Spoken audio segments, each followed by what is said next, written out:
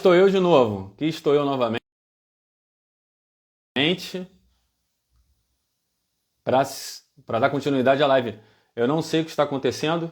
Vamos lá, pessoal que estava me assistindo no primeiro vídeo que eu estava tentando, no primeiro ao vivo, vem para cá agora. Vem para cá agora que eu vou tentar novamente saber o que estava acontecendo lá. Até agora eu não entendi o que estava acontecendo. Eu estou fazendo um convite aqui para minha convidada, para Priscila, e nada. E ela está fazendo um pedido para participar e nada também. E tá uma coisa de louco isso aqui. Eu não sei o que estou fazendo. Não sei o que está acontecendo. Tomara que não seja o mesmo problema que aconteceu no outro dia, que caiu tudo. Caiu o WhatsApp, Facebook, Instagram. O mundo ficou louco, o mundo parou. Não sabiam o que fazer. O pessoal praticamente quebrando o modem, dando chinelada, vassourada no modem, desesperado. E a culpa nem era do coitadinho. A culpa era do sistema do Facebook que caiu. Os caras correndo igual louco para tentar resolver as coisas. E tanto é que o sistema caiu na segunda-feira, eu tinha uma live na terça, eu pensei, ferrou. Como é que vai ser a live? Mas aí os caras correram, né? Afinal, pelo que eu li, o Zuckerberg perdeu foi 7 bilhões de dólares nessa brincadeira aí. Eu, felizmente, não perdi nada. Ou infelizmente, né? Pô, quem dera eu tivesse perdido 7 bilhões de dólares. Sinal que eu tenho muito para perder. Mas enfim. Eu vou tentar, tô tentando aqui mais uma vez aqui. Ver o que está acontecendo. Vamos lá. Aguardando aqui tudo acontecer.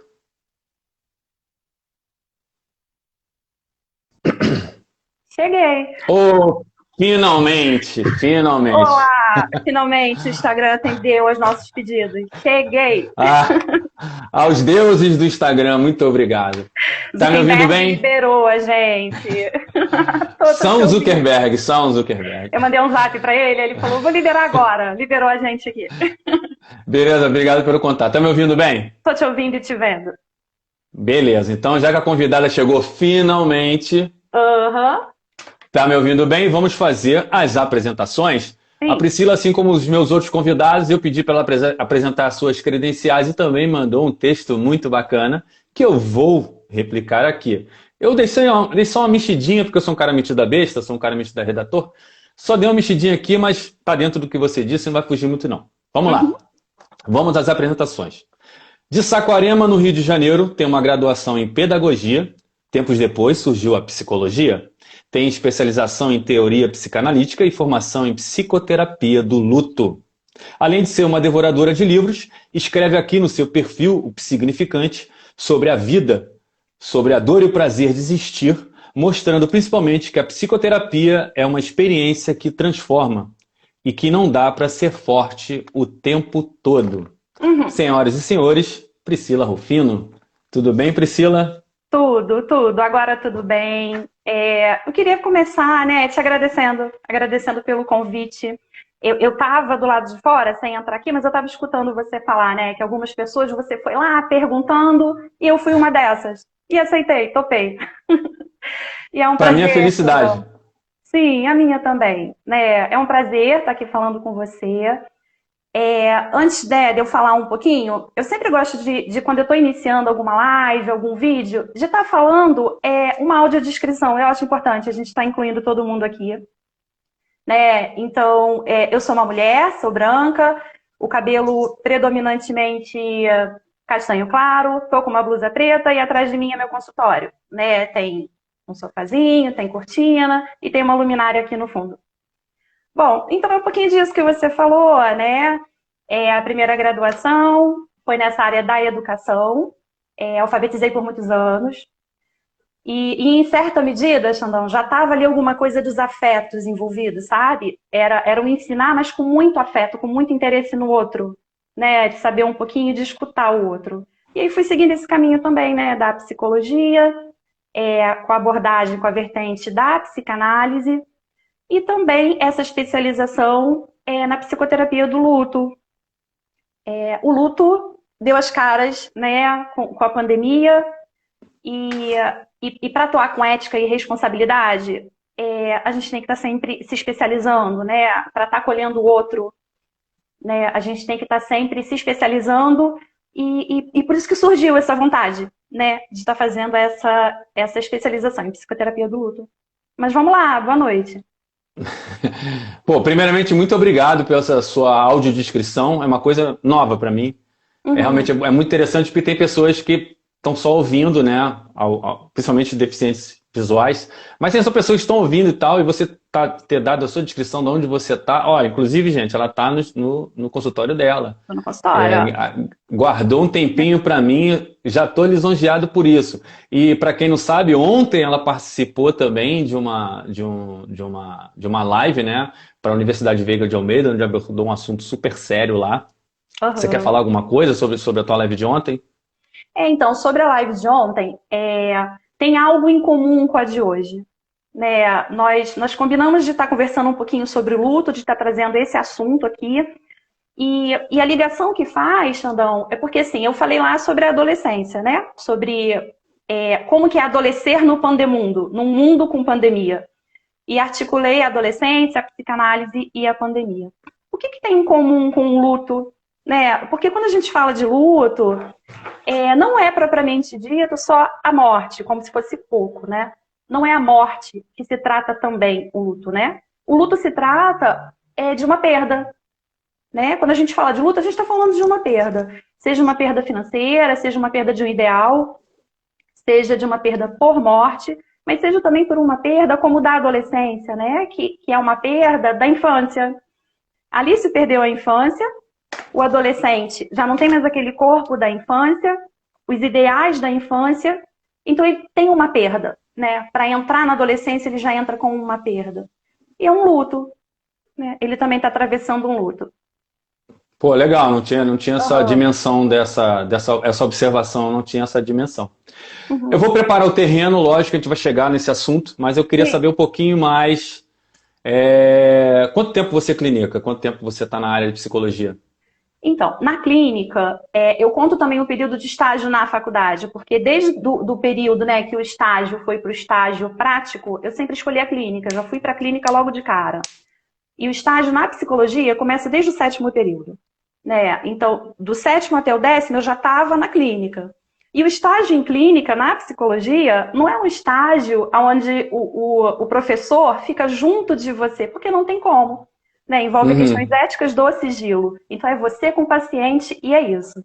É dessa forma. Eu me formei em 2019,2, tem pouquinho tempo, mas em tempo de clínica são 4 anos, contando o tempo também do estágio na faculdade. E a pedagogia também já conta bastante, né? Só o cargo, né? Como é que A eu vou dizer? A carga escuta, que você traz da pedagogia já conta pra caramba já. sem Já dúvida. conta muito. Conta, sem dúvida. Uhum, Você fez essa live ontem, falando muito dos jovens. Então, uhum. eu presumo então que os seus pacientes, a maioria seja formada por jovens. Ou Uma não? boa parte, uma boa parte. Né, esse tema que eu escolhi para falar ontem nessa live, né, na Veiga de Almeida, foi um artigo que eu escrevia, né, quando eu finalizei a pós-graduação. Né? Então eu falei sobre isso, sobre a adolescência, sobre a pandemia, porque estava no início da pandemia. Entende? Então eu Uhum. resolvi falar por quê? Porque começaram a aparecer adolescentes aqui no consultório. Né? Muitos. Muitos. E o mais interessante é que assim, o adolescente ele está muito nesse mundo virtual. Mas, no entanto, eles começaram a me solicitar que o atendimento fosse presencial, né? Sim, sim, sim. O que já denuncia muita coisa, né? O que já mostra, Xandão, que tem o virtual, mas o olho no olho, né? O contato com o outro, não tem como superar Não isso. tem substituição. Não Não tem, não tem, tem. não tem. Eu já ia entrar justamente nesse assunto sobre o pandemundo que você falou, né? A pandemia, ela forçou as pessoas a ficarem em casa. As Uhum, pessoas ficando mais em casa, elas ficaram mais nas redes sociais. uhum, Então, por isso que eu perguntei se eram mais jovens. Por quê? Quando eu falo jovens, eu li uma pesquisa há pouco tempo atrás e eu me baseei nessa pesquisa para fazer um episódio lá do podcast Incomodando no Spotify. Um episódio só sobre isso, falando sobre a pressão das redes sociais. uhum. Então, a pandemia forçou o cara a ficar em casa, então ele ficou muito mais dentro das redes sociais, muito mais na vida virtual, e aconteceu um choque dele não conseguir começar a fazer aquela comparação entre a vida social dele, ele é incrível, fantástico, extraordinário, inteligente, sagaz, e na vida real ele não é tanto assim. E então começou a haver um choque. E eu na pesquisa que eu li, se eu não me engano, na faculdade da Inglaterra, a procura, nesse tempo de pandemia, por jovens aos consultórios de psicologia aumentou absurdamente. E foi numa faixa entre os 19 e os 28 anos. Pessoas que estavam se sentindo muito sufocadas pelas redes sociais, mas não tinham todo esse envolvimento antes da pandemia. Então eu queria saber de você, assim, por que as pessoas se afetaram tanto, são tão afetadas pelas redes sociais, e por que essa faixa etária de 17 a 28 anos não vou dizer a mais problemática, mas o que apresentou mais problemas? Então, tudo é a forma como que o jovem tá lidando com as redes sociais, né? Vamos pegar o exemplo aqui do Instagram. O Instagram é muita imagem, né? E se tem uma imagem, tem um ideal de alguma coisa. Só que essas imagens que aparecem aqui, elas são retocadas, elas são cheias de filtro, né? Elas são todas colocadas bonitinhas para serem postas aqui. Pelo fato de estar muito tempo dentro das redes e deixando um pouquinho as relações fora da rede, né, de lado, eles acabam respondendo a esse ideal, achando que isso é o modelo ideal que tem que ser seguido, né? E isso também vem atrelado ao quê? A quantidade de curtida, né, a quantidade de compartilhamento. Eu fico bem preocupada, Xandão, se mais à frente, para você entrar num restaurante, de repente, você só vai conseguir se você tiver não sei quantos seguidores, como se isso fosse uma moeda de, né, como se sua valia fosse, como se isso te validasse, né? Isso é preocupante. Quando as redes sociais pararam, na segunda-feira, o jornal, a Folha de São Paulo, ela publicou algumas matérias, e dentre essas matérias estava falando que documentos internos do Facebook já reconhecem, desde 2016, se eu não me engano, que o Instagram potencializa, causa problemas, né, na saúde mental das meninas, das adolescentes. A gente está numa sociedade agora, que é uma sociedade do espetáculo, né, a era da imagem, da performance. Então tá todo mundo fazendo algum tipo de performance, né?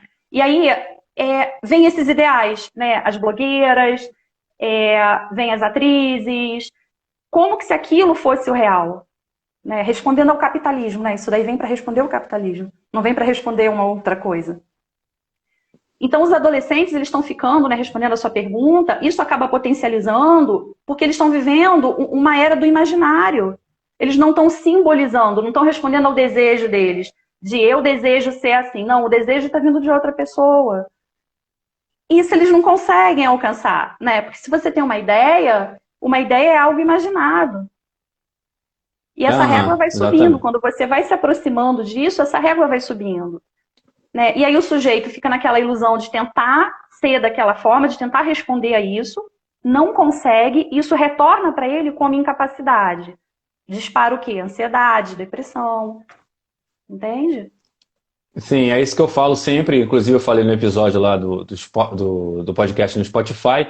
Essa pesquisa ela falava bem explicitamente que as pessoas se comparavam muito. Já se comparavam antes, com as redes sociais ficou pior, potencializou de uma maneira absurda, e que a pessoa, você vê lá nas redes sociais, eu não vou citar nomes aqui, você tem lá 200 perfis que te ensinam o passo a passo, como você descobrir o algoritmo, como você se dá bem, piriri, porora, pão duro, como você fazer um vídeo bombar e tal. Aí você tem, vou dar um exemplo,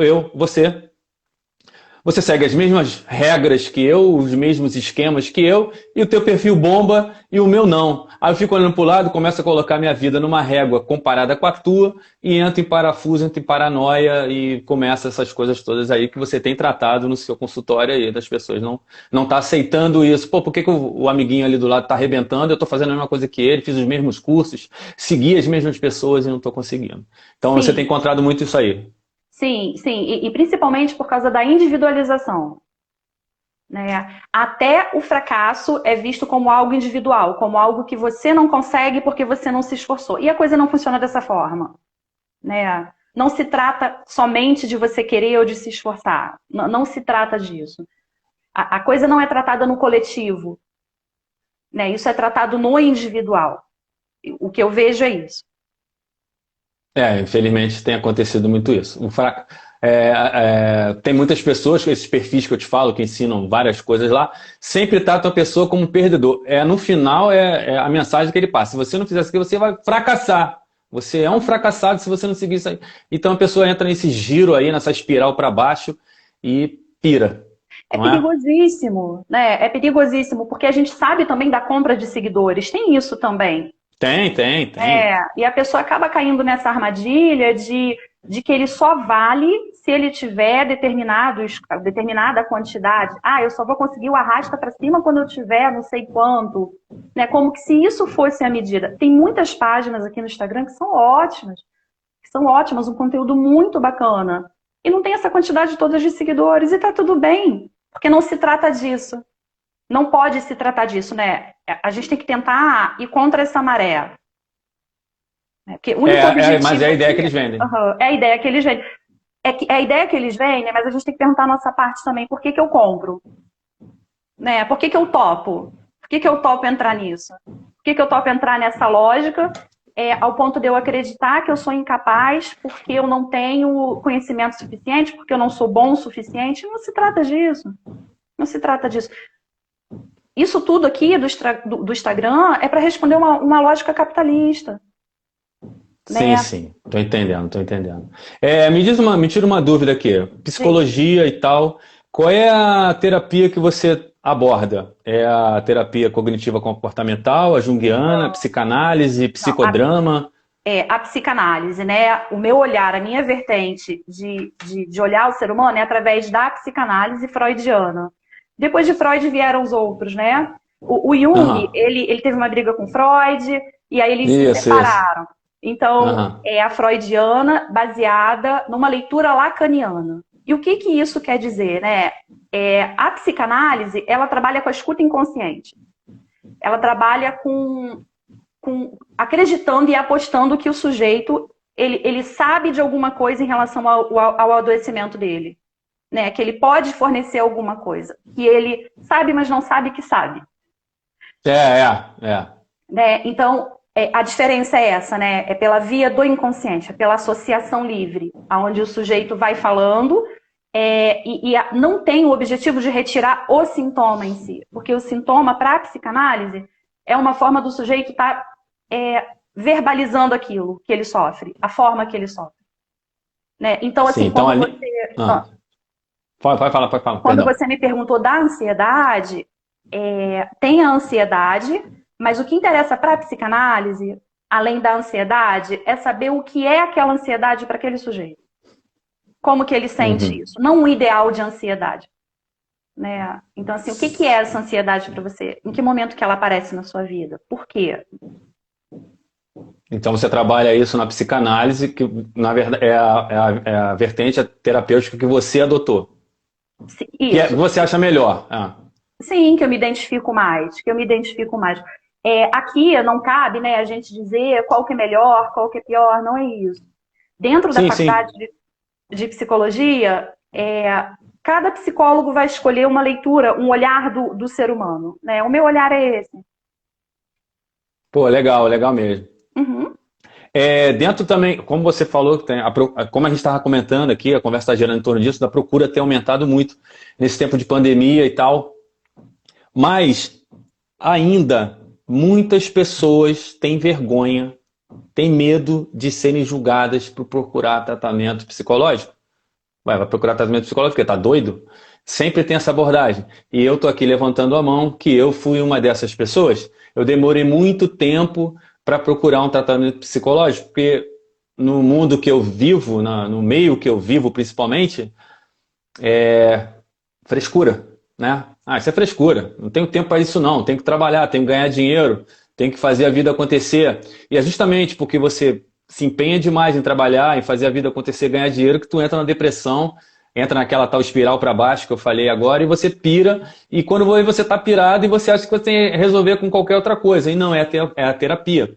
Tem um amigo meu que ele sempre me pede conselho, eu não vou citar o nome dele para não expô-lo, mas ele me pediu muitos conselhos ultimamente, porque ele estava com um probleminha, eu falei assim, cara, procura um terapeuta, cara, porque eu sou teu amigo, eu vou te dar um conselho, o terapeuta é que vai te indicar o caminho. Tô certo ou tô errado, Priscila? A diferença da terapia, né, para uma amizade é que o terapeuta, né, o psicólogo ou o analista, ele vai te escutar de um outro lugar, né? É uma escuta sem julgamento, entende? É uma escuta onde ele vai escutar a verdade para o sujeito. E quando você procura um amigo, Xandão, você vai acabar ouvindo o que você quer ouvir, né? E aqui na terapia não funciona dessa forma. Não é fácil você chegar para alguém, sentar na frente daquela pessoa e desnudar a sua alma, né? E contar Eu isso tudo sei, em eu sei, eu minutos. sei. Não é um processo fácil, mas É. é preciso falar, né? E o amigo, claro, é muito importante, né? Nós somos seres de relação, nós precisamos ter esses laços de amizade, mas é preciso também ter uma escuta de um outro lugar, né? Uma escuta que não vai te julgar, que vai tentar chegar bem próximo da sua verdade, enquanto sujeito. Agora, quando Uhum. você trouxe isso, né, dessa resistência, bastante. Isso é uma questão cultural, né? Uma questão que vem perpassando, mas que eu tenho percebido que vem diminuindo. E Tem como que diminuindo? isso vem diminuindo sim. Tem pessoas que já chegam aqui falando isso, né? Quando termina a sessão, caramba, eu achei que aqui fosse acontecer uma outra coisa, ou que você fosse me dar os conselhos, né? A receita de bolo da vida, É. né? E não é assim que funciona, né? Não é desse jeito É. que funciona. Ou então falam, caramba, eu achei que era uma coisa de gente doida. Eu falo, é justamente o contrário, né? Mas é também gente doida, é também. É também um lugar para todo mundo, sabe? Mas tem muita gente que ainda chega com essa ideia. Mas é preciso que a gente fale mais sobre isso, vá divulgando mais isso, né? Entre nas escolas e fale. Entre nos lugares, né? Na rede, no trabalho, nas empresas. E vai desmistificando isso, né? Porque não se trata disso, né? As É. pessoas dividem corpo e mente. E não é. Nós somos uma coisa só, né? Nós não temos um corpo, nós somos um corpo. É diferente. Pô, que conexão, cara. Eu ia perguntar, eu ia falar justamente isso por você, para ir mais nas escolas, falar mais nas escolas, para as pessoas saberem que elas têm que falar o que está lá dentro, o que está incomodando, o que ela não está conseguindo desenvolver, o que para umas pessoas é tão fácil uma coisa e para outras é um desafio enorme. Então, as pessoas estão muito podadas ainda, presas em dogmas que não fazem mais sentido, ainda mais na sociedade que nós vivemos hoje, né? E Aham. a psicologia, a psicoterapia está aí para isso, gente. Façam terapia, muito bom, se descubram. Eu estou aqui Sim. com uma. Só um instantinho, eu estou aqui com o João Luiz Moura. Ele fala: o Winnicott postula que esconder-se é um prazer, não ser encontrado é uma catástrofe. Como perceber isso na contemporaneidade? Oi, Responde essa aí para João. ele. Tudo bom, João? João, eu fiquei, quando né, o Xandão foi lendo o que você escreveu, eu fiquei pensando aqui nesse processo da adolescência. O adolescente, ele está justamente nesse momento de separação dos pais, uma separação simbólica. Muitas vezes, quando eu falo separação dos pais, os pais falam, como assim meu filho vai se separar de mim? É simbólica, né? É uma separação onde ele vai identificar o que ele deseja e o que é desejo dos pais.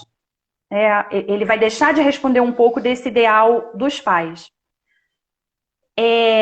Mas antes de acontecer essa separação simbólica, os pais não podem se separar antes do adolescente. Não pode ter essa desistência de tá me perturbando, eu vou largar de mão, não quero mais saber. Não É. funciona dessa forma, né? Então eu acho que articula um pouquinho isso com o que o João escreveu, né? Que esconder-se é um prazer, mas não ser encontrado é uma catástrofe. Né? Nesse sentido de que, se a gente pegar essa metáfora do adolescente, os pais têm que continuar junto ali, sustentando as diferenças que vão surgindo, sustentando esse lugar de paz, mas, em certa medida, esperarem que o adolescente se esconda antes deles procurarem. Uhum. João, Pô, fez legal. sentido?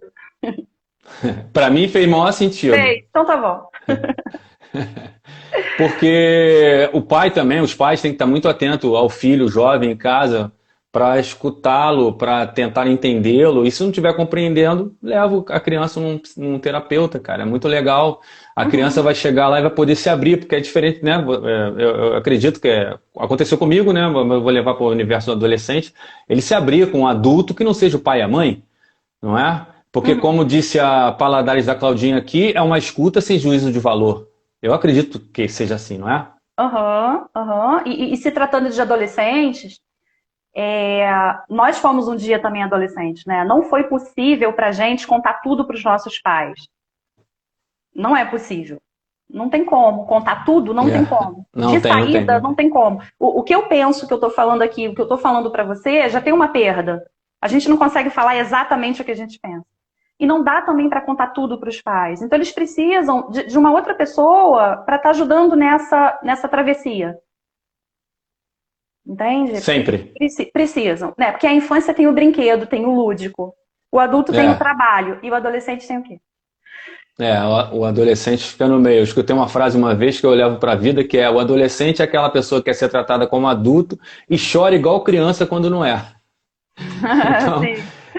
fica nesse meio termo aí, mas é um ser humano em formação e precisa muito realmente dessa ajuda. Então, papai, mamãe, dá uma olhadinha, preste atenção no seu adolescente, que muitas vezes ele está pedindo uma ajuda, não só atenção. É uma coisa que você, se você atentar para isso, leva lá na Priscila ou qualquer outra pessoa que você encontre um Uhum. profissional especializado para sentar e conversar com essa pessoa, que é muito importante. Sim. Priscila, Me sim, diz. enfim, fale, continue. Pode continuar. Sim. Vamos entrar de solo aqui no assunto psicoterapia do luto. Vamos.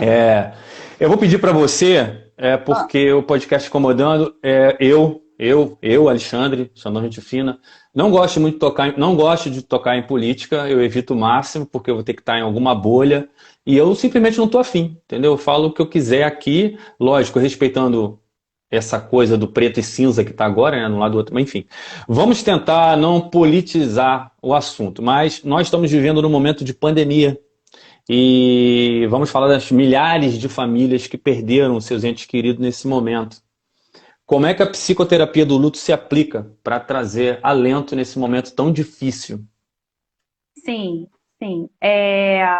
Em relação a isso que você falou, né, de não politizar é uma coisa, né, mas a política é preciso ser feita nisso que a gente está fazendo aqui. Isso que a gente está fazendo é política.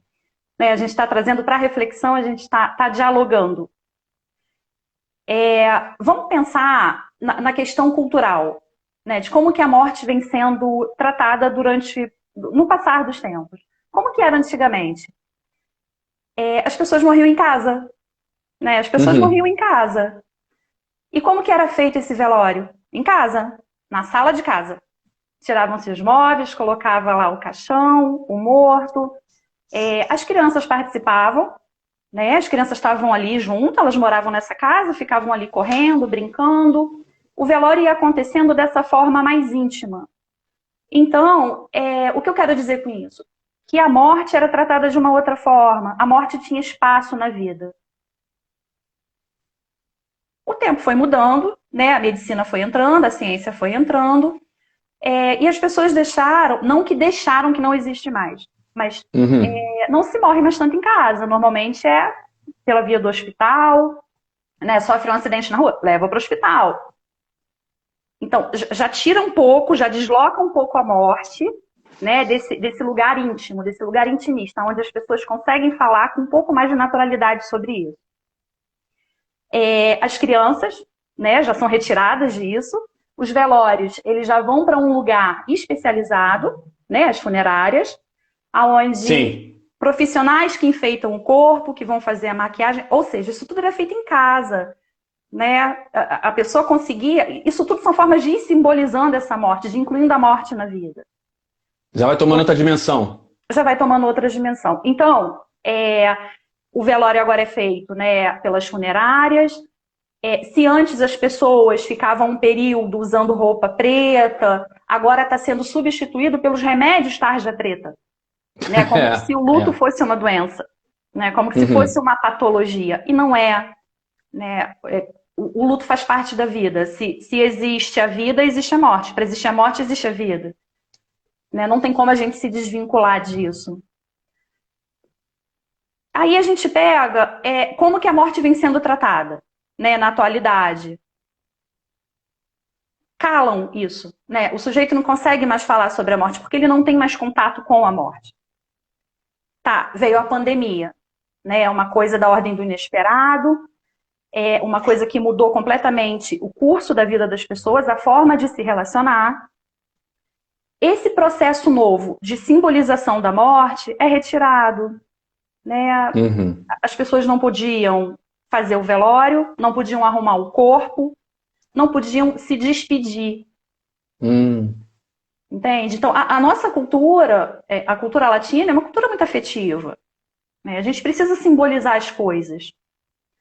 E isso foi retirado de uma forma muito brusca, por N motivos, por medo de contaminação ou porque, enfim. Isso causou sofrimento, porque desloca mais ainda essa questão da morte. Entende? A morte é colocada mais distante ainda da nossa conversa. É como se falar de morte fosse proibido. E quem sofre porque alguém morreu é medicado. Uhum. A cultura da alegria, do não pode sofrer, de que é sorriso no rosto, não é dessa forma. A tristeza também faz parte. Isso tem que ser vivido de alguma forma. O tal do bola pra frente, né? Bola Não pra dá, frente. né? Não Não é dá, não é assim. assim. Não é dessa forma. Cada pessoa vai lidar com a morte de uma forma, né? De acordo com a cultura e de acordo com a história de vida dela. E o luto é um processo, né? Se a gente puder comparar, é como se fosse realmente um processo de cicatrização. A ferida não cicatriza de dentro para fora. O luto é a mesma Uhum. coisa.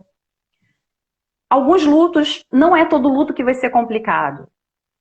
Tá, Uhum. cada pessoa vai ter um período para passar, mas é possível passar sofrendo, mas sentindo essa dor, mas sem recorrer a uma ajuda.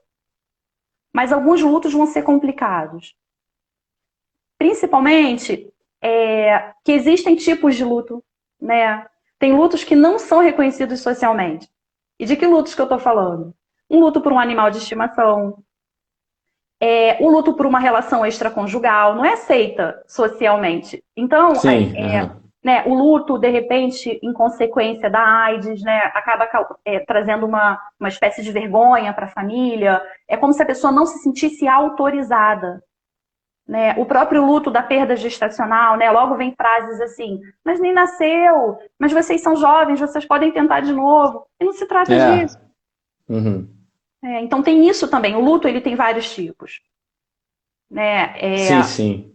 O luto o enlutado, né? O que sobreviveu à questão do suicídio, também precisa ser amparado. Porque é um luto que nem sempre é reconhecido. Há uma vergonha, uma culpa. A culpa é muito grande de pensar, caramba, eu podia ter feito alguma coisa, como se pudesse, porque não é dessa forma. Né? Não há como saber, a gente só sabe no depois que acontece. Há É. como ajudar na questão da prevenção. Mas eu estou dizendo que a escolha do sujeito, né? E só no depois que a gente vai saber o que aconteceu. Então, a pandemia trouxe isso, né? Uma espécie de luto coletivo. O que a gente está passando é um luto coletivo. A gente está tendo contato com a morte. Nunca se falou tanto em morte. Infelizmente.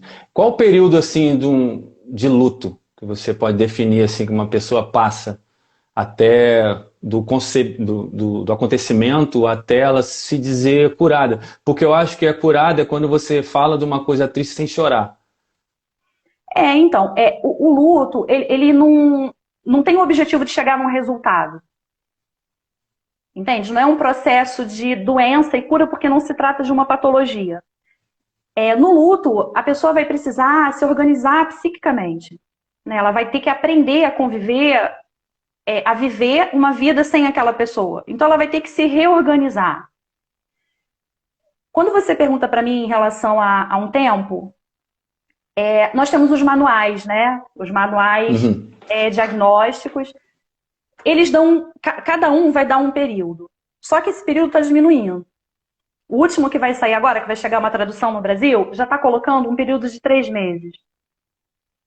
E não é assim que funciona. A coisa não é mágica, assim, de que passaram os 90 dias, plim, eu estou bem, eu já posso seguir minha vida. Não é dessa forma. Então, eu olho esses manuais com uma certa preocupação.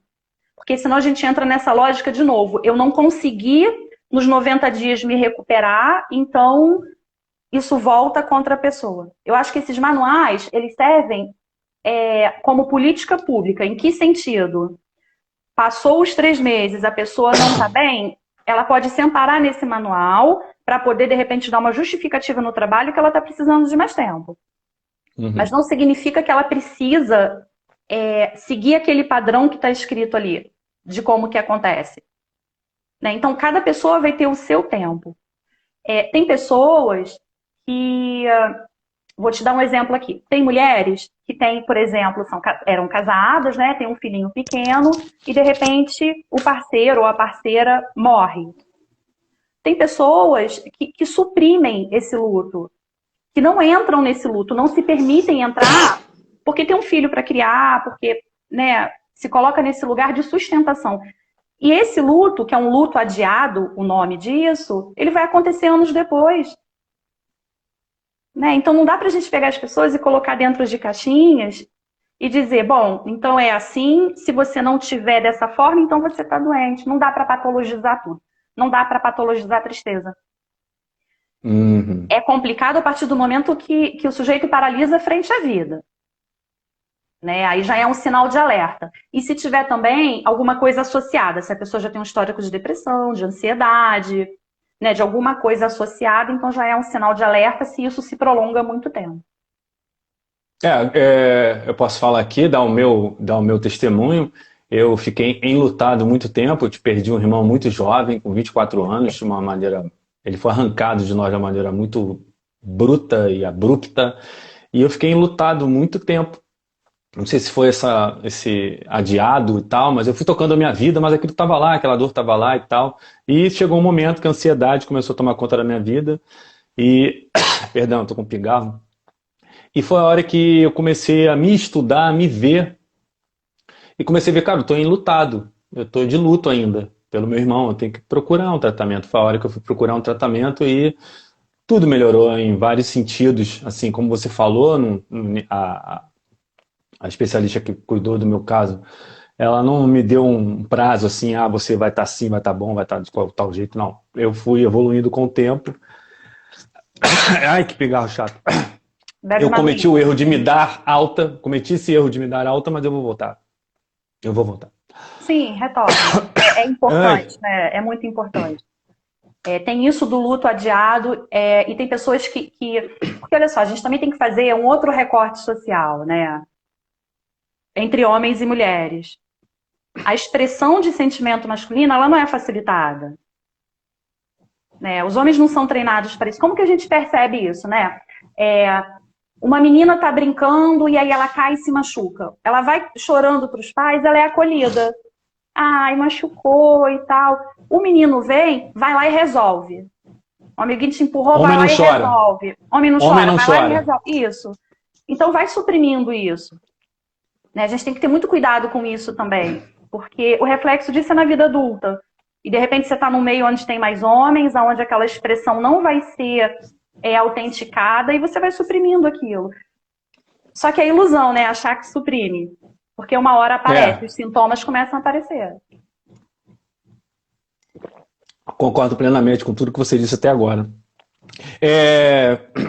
Priscila? Oi. O luto ele tem 5 estágios, né? A negação, a raiva, a barganha, a depressão e, por fim, a aceitação. A terapia do luto, ela tem diferentes abordagens para cada assunto ou é um tratamento de amplo espectro? Tem vários estudiosos, né? Esse que você está trazendo para mim, se eu não me engano, é da Kluber-Ross. Tem outros que já colocam como 4 estágios que não é estágio, eles chamam de tarefa. Né? Por que essa diferenciação? Esse que você me trouxe faz sentido também, tá? Que eu não estou levantando do que é melhor ou não. Mas esse que você me trouxe dá uma menção de que a pessoa está muito passiva nesse processo. Como se ela estivesse esperando isso acontecer. Né? E quando a gente fala, o Worden vem falar de tarefas do luto, ele coloca o sujeito ativo. É tarefa. Luto é trabalhoso, dá trabalho. Luta é luta. Né? Não é mágica que vai passando. Não, você tem que ser o processo ativo nisso. Então, a psicoterapia do luto é apresentado, né? São apresentados vários autores, Mas o mais atual são esse das 4 tarefas do luto, que ao final, na 4ª tarefa, se eu pudesse traduzir, é ensinar, né, ou facilitar a pessoa a sentir saudade. Né? Isso é Uhum. muito bonito, isso não é qualquer coisa, né? Tem um poema lindo que eu adoro, que fala que a saudade é memória do coração. Então, no final desse processo, que não é final, porque ele não finaliza, não é uma coisa de início, meio e fim, mas espera-se que ao menos a pessoa aprenda a sentir saudade. Né? Sinta isso de um outro lugar, de uma outra forma. Mas deixar de sentir não tem como. Não tem como. Né? Vai sentir. Foi o que aconteceu. Foi o que aconteceu comigo. Eu aprendi a sentir saudade. Uhum. A saudade está lá, a ferida está lá, a cicatriz está lá. Eu me lembro da dor que causou a cicatriz, mas já não choro mais, eu sinto uma saudade boa e tal. Gente, procurem terapia, procurem terapia. A terapia do luto, Ah, eu acredito eu acredito, você me corrija, porque você é psicóloga, eu acredito que na terapia deve ter uma abordagem diferente para, por exemplo, a família que ficou enlutada porque um ente morreu de uma doença, e que seja diferente de uma que morreu por um acidente, que seja diferente que uma que morreu porque cometeu suicídio. Estou errado ou é diferente? Ou é não, tudo a não, mesma você coisa? está certo, né? O que vai modificar é a intensidade de como aconteceu a morte, e quais são os afetos que estavam ligados nisso. Né? Então, se é uma família que alguém adoeceu e veio um processo de doença onde a pessoa foi dando sinais ali de que estava partindo, que estava morrendo, vai ser diferente de uma morte abrupta, né? De uma morte violenta. E aí, quando a gente fala da morte violenta, é o suicídio, o assassinato, ou então aquela coisa da pessoa tá em casa, se despediu, pegou o carro, sofreu um acidente e morreu. Então, não é que existe alguma coisa, uma terapia específica para isso. É a forma como vai lidar que vai precisar ser um pouco mais intensa, mais de perto. Né? Xandão, o primeiro ano de quem está enlutado é terrível. É terrível. É o primeiro ano do Dia dos Pais sem a presença da pessoa. É o primeiro ano do aniversário, do Natal, dessas datas comemorativas sociais. É terrível. Dói, né? E só dói. O que a terapia vai Dói. fazer? Ela vai ajudar a dar um nome para essa dor, a fazer uma borda nessa dor, porque ela dói. Né? Ela dói e vai doer, e vai continuar doendo. Não tem como dizer assim, vai passar, não. Vai passar de uma outra forma, mas não é esse passar de que vai sumir. Né? Foi uma história de vida que foi vivida juntos. E aí, de repente, a gente achar que isso vai ser apagado é ilusão, porque não é assim que funciona. Priscila, a pessoa que perde, na terapia do luto, a pessoa que perde uma pessoa por conta de um suicídio, ela se sente culpada? Você tem que trabalhar isso na pessoa? Sim, sim. São vários sentimentos que aparecem quando a pessoa está enlutada. Né? Aparece a raiva, com falas assim, ó, por que me deixou agora? Mas por que fez isso comigo? Isso é raiva, isso é expressão de raiva. Né? O terapeuta, o analista, ele está ali para facilitar essa expressão de raiva. E aparece também a culpa. Aparece muito a culpa de como que eu não percebia, eu podia ter feito alguma coisa, mas veja bem, quando você está numa relação, tem afeto. Será que seria possível você enxergar aqueles sinais? Será que seria? Né? Uhum. Não tem como saber, você só vai saber no depois. Então, na terapia do luto, você vai estar facilitando essas expressões de raiva, de tristeza, de culpa, principalmente essa questão da culpa. Né? Essa culpa aparece muito nos casos de suicídio, nos casos de assassinato, e também aparece quando a morte de uma criança. Uhum.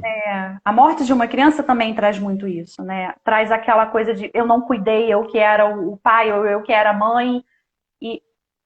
Mas a gente tem que pensar que na vida tem um resto que é sem controle, que não dá para Uhum. controlar, né? Tem coisas que são realmente fatalidades. Tô Entende? entendendo. A gente tem aqui uma menina que pediu para você repetir aquela frase lá, da saudade do coração. Como é que é Eita, mesmo? caramba. Sim, é um como eu queria muito lembrar. Tem na minha página, hein? Tem na minha página numa Ia vê postagem. lá, significante. A saudade é a memória do coração. Uhum. Muito forte, muito forte.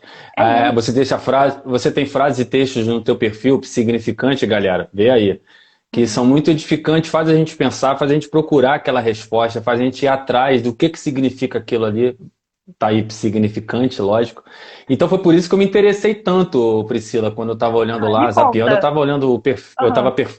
eu tava olhando o perfil de uma amiga minha e acabou que ela postou uma coisa sua. Ela postou e botou lá, isso aqui é de Priscila Rufino e tal. Aí eu fui lá no Priscila Rufino e vi o teu perfil e achei maravilhosa. Você pode perceber lá que eu olhei o teu perfil de cima a baixo, né? Pra dar uma estudada legal e fiquei, pô, que legal, cara. São pessoas assim que eu procuro pro perfil, pessoas que gostam, que fazem mesmo. Não é uma psicóloga de só estar lá no consultório e receber as pessoas, vai saindo. Não, Pois é, eu não é vejo a sua isso. atividade. Não é É, dessa muito forma, né? legal mesmo. E escrever é muito legal, porque eu escrevo, né? Mas quem lê nem sempre vai ler o que eu escrevi, né? Vai ler de acordo com a história de vida dela, vai ler de acordo com o momento que ela está passando. Então isso é sensacional, né? Tem pessoas muito queridas ali que me seguem desde o início, que estão sempre. Eu gosto muito de conversar com eles em box, a gente está sempre falando alguma coisa no direct. E volta e meia eu tô lá, né, colocando textos autorais, pensamentos mesmo, reflexões sobre a vida, compartilhando um pouquinho. Publicou alguma coisa? Cara, vou te falar, eu tenho um livro escrito que eu não publiquei, inclusive tem um monte de gente aqui que está assistindo que vai falar assim, eu falo para você publicar. Por enquanto não, mas vai sair. Eu prometo. Prometo que a gente vai Ó, fazer uma live então, disso. faz o seguinte. A minha última live foi com a Priscila Zago. Ela é do Autoras Amigas da Cristal. Ela vai te dar todo o suporte para você botar essa ideia. Não esconde teu texto, não. Mostra para todo mundo. A Sim, Priscila está até assistindo aí. Tem muitas autoras amigas da Cristal que estão assistindo essa live. Vai lá, entra lá no perfil delas lá, conversa com elas. Quanto mais escritoras, quanto mais gente lendo, melhor. E você sim. tem muita coisa legal para passar para as Uhum. pessoas, cara. Uhum. Vamos Tá? apostar nisso então. Eu aposto, ó, já deixou o coraçãozinho aqui a Priscila. Eu Vai lá, assisti a fala com a live Priscila, dela. fala Oi, com ela. Priscila, eu te assisti. Então, não perde essa oportunidade não. A Priscila é uma pessoa como você, apaixonada pelo que faz, cara. Ama Aham. mesmo a literatura e quanto mais autores nacionais lá com elas lá, autoras underline amigas da Cristal. Vai atrás, publica, publica. Aham. Sim, Beleza? vamos. Isso. Você tem alguma consideração para fazer agora com a gente aqui? Cara, Uma consideração final? eu tenho agradecimentos a fazer, né? Foi um bate-papo Faça. muito gostoso, muito bacana. É um prazer estar aqui falando com você. Agradecer o pessoal que entrou. Tem muita gente querida, né, que está assistindo também. E agradecer. Né? E tô lá, me procurem, eu tô lá no @psignificante, manda direct, que eu tô sempre conversando, trocando uma ideia. E sempre muito bom Você- participar. Hum. O teu consultório em Saquarema é onde? Dá o endereço aí. Em Saquarema, isso mesmo, né? A pandemia abriu essa possibilidade também, né? Eu atendo para o mundo inteiro, no consultório online, no consultório virtual e também no consultório presencial. Fica em frente ao Banco Bradesco. Cidade do interior a gente tem que dar referência, né? A gente não pode dar endereço, a gente tem que ter referência. Fica em frente ao Banco Bradesco, né? Na sala 2, facinho de achar, fica bem no centro, tem a janela, né, adesivada, tem plaquinha. Tranquilo me localizar aqui. É isso aí, galera. Procurem a Priscila Rufino no Significante. Lá tem endereço, tem tudo, lá tem o telefone Tem. dela. É uma profissional altamente gabaritada e que procurou o conhecimento e, através desse perfil aqui do Instagram, ela está dividindo esse conhecimento com muitas pessoas. Mas, não só a Priscila, como todos os outros psicólogos e terapeutas que existem, eles estão aqui para ajudar a gente. Eles são capacitados, eles estudaram para isso. São pessoas que estão ali para te mostrar os caminhos. Como ela falou aqui agora, que eu tinha uma ideia de cura, mas não é, que ela acabou de me explicar agora, é um caminho para. Procurem. Se você está precisando de um tratamento, se você acha, quando você mais acha que não está precisando, é justamente quando você está precisando. E a Priscila e tantos outros profissionais estão aí para isso.